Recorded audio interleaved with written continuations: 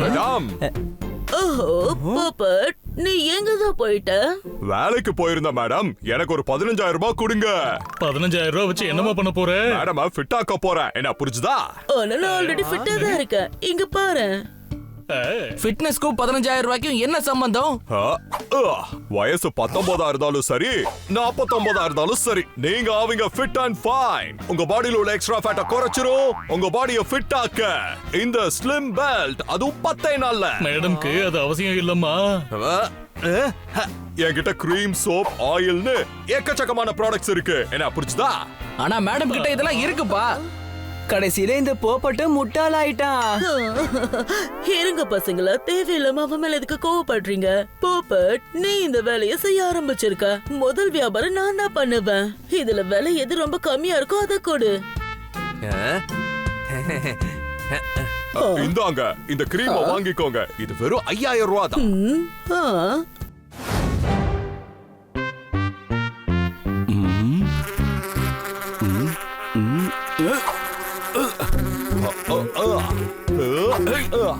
என்ன doctor Balu sir, நீங்க என்ன சேத்துல விழுந்துட்டீங்களா? இங்க வா. உன் மூளைங்கிற சேத்துக்குள்ள புத்திங்கிற தாமரை வாடி போச்சு. நான் சேத்துல விழுந்திருந்தா கிளினிக்ல உட்கார்ந்துருப்பேனா?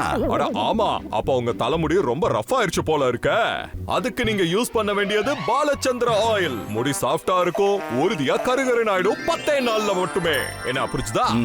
இங்க வா. நீ சொன்னா என்ன நல்லாதான் இருக்கும். என்கிட்ட கொடு. 4,000 ரூபாய் கொடுங்க. என்ன கண்ணா சார், மேக்கப் பண்ணிருக்கீங்களா நீங்க? சண்டை வந்தாதான் பேட்சப் பண்ணணும். நான் எதுக்காக மேக்கப் பண்ணணும்? கைத்தட்டல்ஸ். ஓஹோ, உங்க முகம் வெளிர்நில இருக்கு. அப்படின்னா சத்து குறைவா இருக்கு. என்ன புரிஞ்சுதா? போலார் பியரால சி பீச்ல எல்லாம் பாய முடியாது. என்னால இதெல்லாம் சாப்பிட முடியாது. கைத்தட்டல்ஸ். உங்கள மாதிரி ஆளுங்களுக்கு தேவை விக்கி கே விட்டமின்ஸ். இதுல 2A வரைக்கும் எல்லா வித விட்டமின்ஸும் இருக்கு. 10 நாட்கள்ல மாற்றங்கள் தெரியும். என்ன புரிஞ்சுதா? நீயே சொல்லும் போது சந்தேகம் வருமா? வேணும்னா 2 பாட்டில் கொடு. தேங்க்யூ கண்ணா சார், தேங்க்யூ.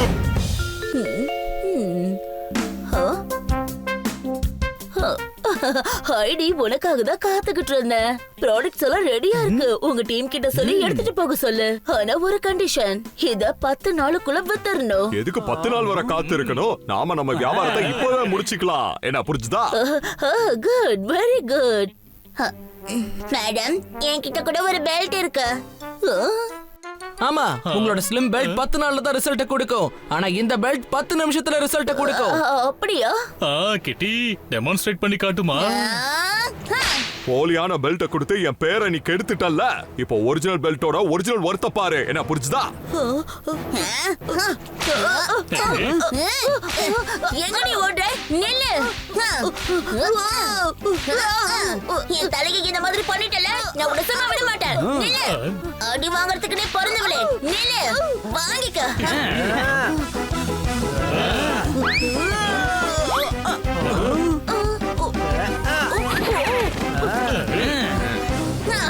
அச்சோ அம்மா, எதுக்கு என்ன அடிக்கிற?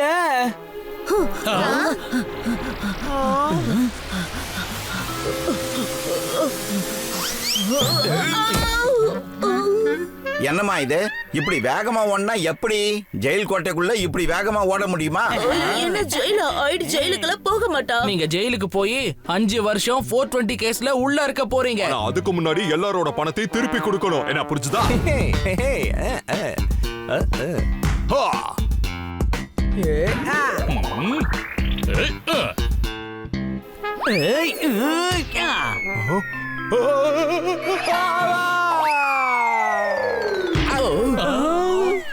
மாட்டிக்கிட்ட மாட்டிக்கிட்ட மாட்டிக்கிட்ட மாட்டிக்கிட்ட.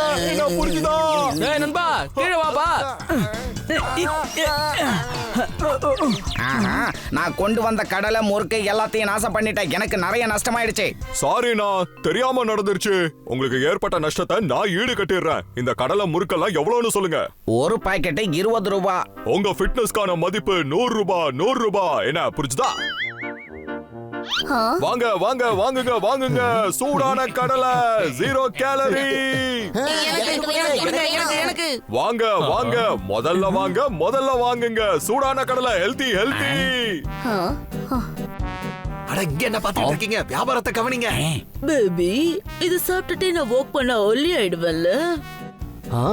சாப்பிடு சாப்பிடு.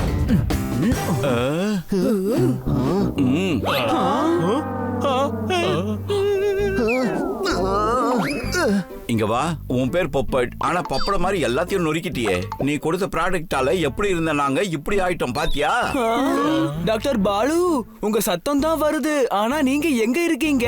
இந்த முடிங்கிற காட்டுக்குள்ள இருக்கேன். பொப்பட் கொடுத்த எண்ணெய் இந்த மாதிரி ஆக்கிடுச்சு. பாருங்க பாருங்க, இவன் கொடுத்த கிரீம் என்ன இந்த நிலைமைக்கு கொண்டு வந்துருச்சு. Buck buck.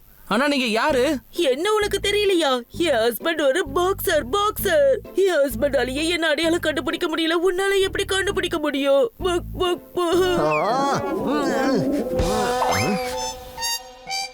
உன் விட்டமினை சாப்பிட்டதுல இருந்து அழுதுகிட்டே இருக்கேன். டாய்லெட்டுக்கு வெளியிலே பெட்டை போட்டு தூங்கிக்கிட்டே இருக்கேன்.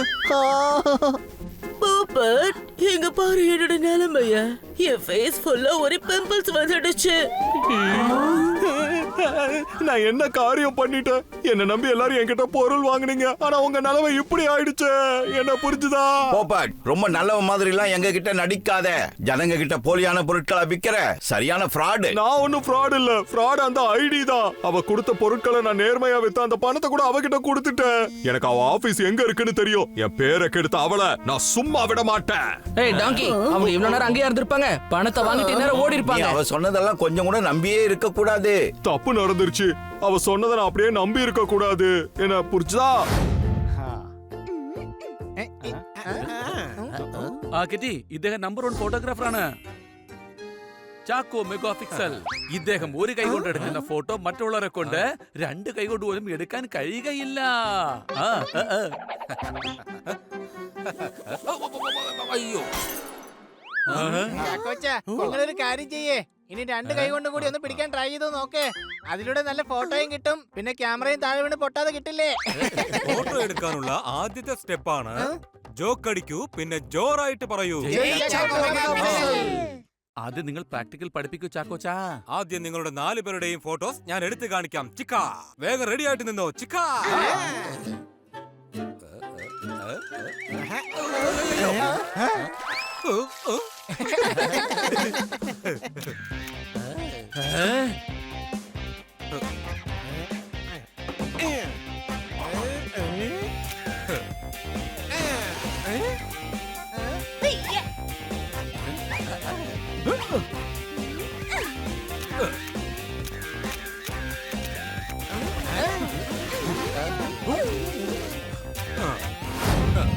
അതെ, ഇനി എന്റെ ഊഴമാണ്. ആ കൈയൊന്ന് കുറച്ച് പൊക്കി പിടിച്ചേ. ഇനി ആ 2 കാലും പൊക്കി പിടിക്കാം. വലത് ഭാഗത്തുള്ള കൈ ഇടത് കാലിൽ പിടിക്കൂ. എന്നിട്ട് ഇടത് കൈ നടുക്ക് ഭാഗത്ത് കൊണ്ടുവരൂ. ഓ മതി. ചിക്ക ചിക്ക ചിക്ക. ചാക്കോ, തന്റെ ഫോട്ടോ എടുത്തു കഴിഞ്ഞാ പറയണം കേട്ടോ. അതിപ്പോ ഞാൻ എന്താ പറയാ, എടുത്തിരുന്നെങ്കിൽ നല്ല ഫോട്ടോ ആയിരുന്നേനെ. പക്ഷെ ഞാൻ ക്യാമറയുടെ ഷട്ടർ തുറക്കാൻ മറന്നുപോയി. മോനെ, ഞാൻ മനസ്സുകൊണ്ട് നിന്നോട് പറയാൻ ആഗ്രഹിക്കുന്ന ഒരു കാര്യമാണ്. എന്റെ സണ്ണി മോനെ, എന്നോട് ക്ഷമിക്ക്. ഞാൻ ദാ ഇവിടുന്ന് പറക്കാൻ പോവുകയാണ്. Good bye. ചാക്കോ സാറിന്റെ കയ്യിൽ നിന്ന് ഞാനൊരു കാര്യം പഠിച്ചു. സ്വന്തം കാര്യം സ്വയം ചെയ്യണമെന്ന്. അതും തെറ്റുകൾ ചെയ്ത് ചെയ്ത് ശരിയിലേക്ക് കടക്കാം. കിറ്റി, നിനക്ക് ഫോട്ടോഗ്രാഫറിന്റെ ആവശ്യമില്ല. നമ്മൾ ചില കാര്യങ്ങൾ സ്വന്തമായിട്ട് പഠിക്കണം. അതിന് പരിശീലനത്തിന്റെ ആവശ്യമേ ഉള്ളൂ. ബണ്ണി പറയുന്നത് ശരിയാണ്. ഞാൻ സ്വന്തമായാണ് പറക്കാൻ പഠിച്ചത്. സംശയമുണ്ടോ? അതുപോലെ ഞാൻ മണം പിടിക്കാനും. ഇവിടുന്ന് കുറെ അകലെയായിട്ട് സമോസയും ജിലേബിയും ഉണ്ടാക്കുന്നുണ്ട്. അതെനിക്ക് മണം പിടിച്ച് പറയാനാകും. പിന്നെ ഞാൻ എന്റെ ഹിഡൻ ടാലന്റ് ആണ്. ഞാൻ ആരെയും കാണിക്കാറില്ല. നിങ്ങൾ എല്ലായ്പ്പോഴും എന്നെ നന്നായിട്ട് ഹെൽപ്പ് ചെയ്യുന്നുണ്ട്. ഇനി ഞാൻ സ്വന്തമായിട്ട് പ്രാക്ടീസ് ചെയ്ത് ഫോട്ടോഗ്രാഫി പഠിച്ചെടുക്കും.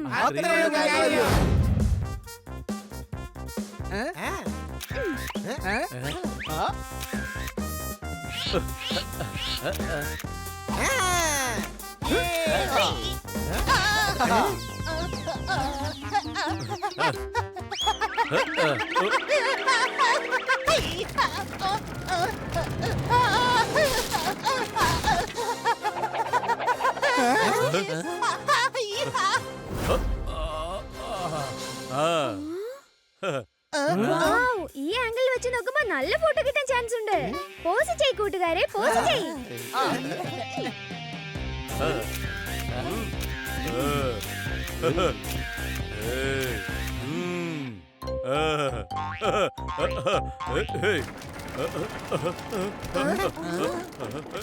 ഇതിൽ ആരാടാ തൊട്ടത്? ഇത് കിടന്ന് അനങ്ങുകയാണല്ലോടാ. ആരും തൊട്ടത് പോലും ഇല്ല. നീയല്ലേ അതിന്റെ മുകളിൽ കയറിയത്?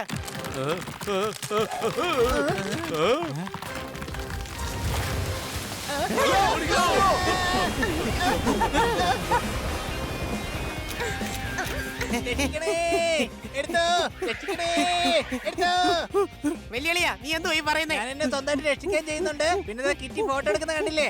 അതിനു വേണ്ടി സ്മൈലി പോസും കൊടുക്കുന്നുണ്ട് ഞാൻ. രക്ഷിക്കണേ, സ്മൈൽ. ഇതിനാണ് പറയുന്നത് മൾട്ടി ടാലന്റ്.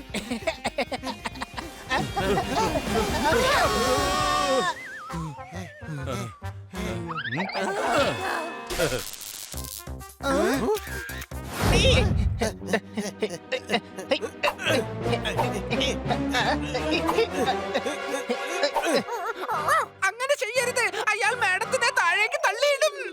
മാഡം ഒന്നുകൊണ്ടും പേടിക്കണ്ട, ഞങ്ങൾ മാഡത്തിനെ രക്ഷിക്കാൻ വന്നോണ്ടിരിക്കാണ്. രക്ഷിക്കാൻ വരുവാണോ? എന്നാലും ഞാൻ രക്ഷിച്ചെടുത്തോ. അയ്യോ മേഡം, ഈ കയറിൽ പിടിക്ക്.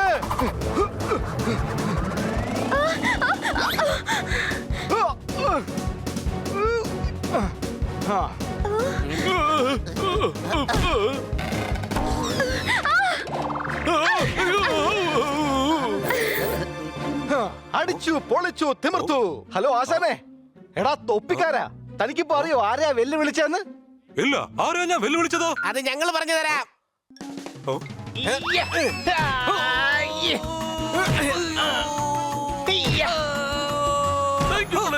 നിങ്ങൾ എപ്പോഴും പോലെ ഇപ്പോഴും പോലീസിനെ സഹായിച്ചിരിക്കുകയാണ്. താങ്ക് യു കുട്ടികളെ. ഞാൻ വിചാരിച്ചത് മാഡത്തിനെ ഞാനാണ് ഏറ്റവും കൂടുതൽ സ്നേഹിക്കുന്നത് എന്നാണ്. പക്ഷെ ഇവർ നാലുപേരും എന്നെക്കാൾ കൂടുതൽ മാഡത്തിനെ സ്നേഹിക്കുന്നുണ്ടെന്ന് എനിക്ക് മനസ്സിലായി. ഇനി ഞാൻ പോകുകയാണ് മാഡം.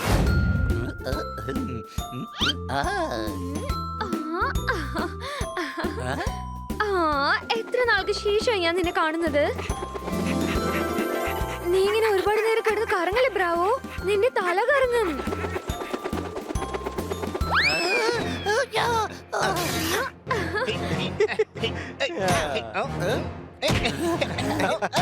സംഭവിച്ചിട്ടുണ്ട്. എനിക്കറിയില്ല, നിന്നെ കണ്ടിട്ട് ഒരുപാട് നാളായെന്ന് ഫാനിനെ നോക്കി പറയുന്നത് ഞാൻ കേട്ടു. അതിനിപ്പോ എന്താ, ഫാൻസിനെ ഒന്നും ദിവസം ആരും കാണാറില്ലല്ലോ. എടാ ഹണി, മാഡം ഫാനിനോട് പറഞ്ഞത് നീ ഇങ്ങനെ ഒന്ന് കറങ്ങല്ലേ, നിനക്ക് തലചുറ്റ് വരുമെന്നാണ്. കൂടാതെ ഒരു ഫാൻ ഇട്ടിരിക്കുന്ന പേര് ബ്രാവോ എന്നാണ്. അപ്പൊ മേഡത്തിനൊന്നും പറ്റിയില്ല, നിനക്കാ പറ്റിയത്. നീ ഇപ്പൊ ഹണിയായി മാറി. സംശയമുണ്ടോ? നിങ്ങൾക്ക് തമാശ തോന്നുന്നെങ്കിൽ നേരിട്ട് വന്ന് നോക്ക്.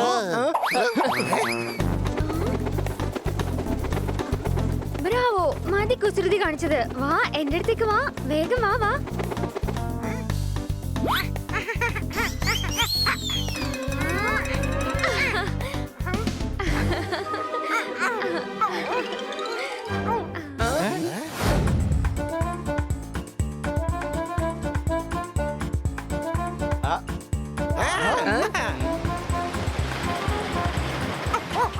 വരൂ, നമുക്ക് ആ റോളർ കോസ്റ്റർ റൈഡ് നിർത്താം.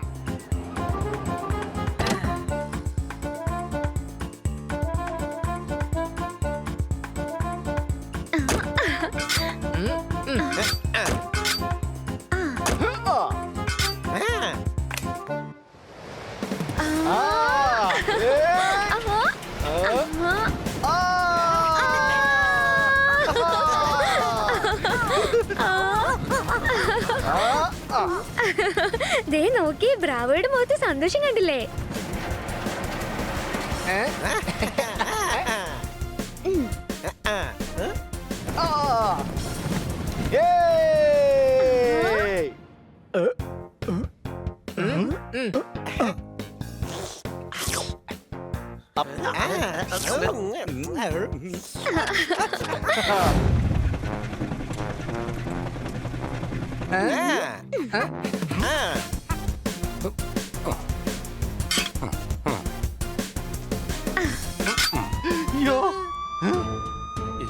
ഈ പോലീസ് ആരെ പിടിക്കാനാണ് വരുന്നത്? ഞാൻ പറയുന്നത് കേൾക്കൂ, നിൽക്കൂ.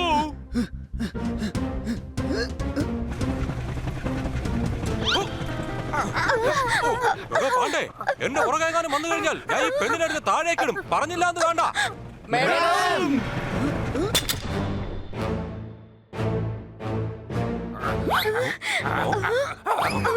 ബ്രാവോ.